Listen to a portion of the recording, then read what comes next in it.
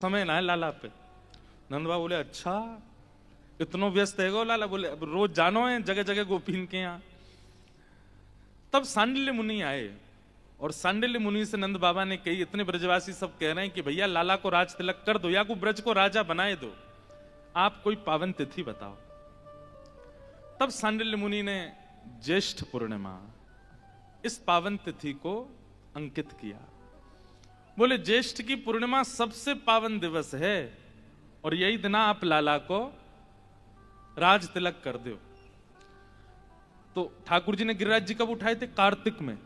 तो कार्तिक के लगभग 3-4 महीना बीत जाने के बाद जब ज्येष्ठ आया तब ठाकुर जी का आज के दिन राज तिलक हुआ। इसलिए अभिषेक करने से पहले जो अर्चक होते हैं वो ठाकुर जी का तिलक करते हैं, अक्षत लगाते हैं और फिर उसके बाद में जैसे राज अभिषेक होता है ना, ऐसे यमुना जी के जल को सुगंधित करके एक एक ब्रजवासी आवे और आकर के लाला को अभिषेक कर रहे हो है। और उस भाव को हमारे ब्रज के साहित्यकारों ने पद के माध्यम से गाया है कि ठाकुर जी का आज राज तिलक हुआ है। अभी तो और सुनना 2-3 भाव और हैं। अभी ये तो सामान्य से अब हम कुंज में आए, अब कुंज से निकुंज में जाएंगे, फिर निवृत्त निकुंज में जाएंगे। तो ये अभी समझते हैं ना, सामान्य मतलब सामान्य लोगों के लिए क्या समझाओगे कि अभिषेक क्यों हुआ? बोले इसलिए हुआ क्योंकि सारा ब्रह्मांड भगवान के चित्त में है। हमने ठाकुर जी को शीतल करके कहा कि हे नाथ पूरे ब्रह्मांड को शीतल करो। अब जो कुंज के उपासक है उनके लिए कुंज में किस किस का प्रवेश है? नंद बाबा, यशोदा मैया, ब्रजवासी, ब्रज गोपियां, सबका प्रवेश है, वो कुंज है।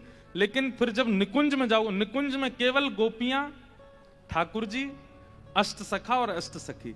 पर निवृत्त निकुंज में केवल प्रियालाल होते हैं और वे जिसको चाहते हैं वो सखी उसमें आती है। तो ठाकुर जी की एक साथ लीलाएं चलती रहती हैं, कोई एक जगह लीला नहीं करते ठाकुर जी। कुंज निकुंज निवृत्त निकुंज सब जगह लीला करते हैं।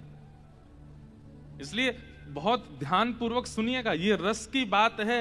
रसिक बिना को समझ सके ना, ये रसिकों के बिना समझ में नहीं आएगा। और ये सामान्य ज्ञान वैराग्य की चर्चा नहीं है जो आप यहां बैठ करके समझ पाओ। इसलिए बहुत ध्यान पूर्वक बड़े भाव से सुनिएगा तभी समझ आएगा। तो निकुंज के भाव से ठाकुर जी का आज राज तिलक हुआ है और उस राज तिलक में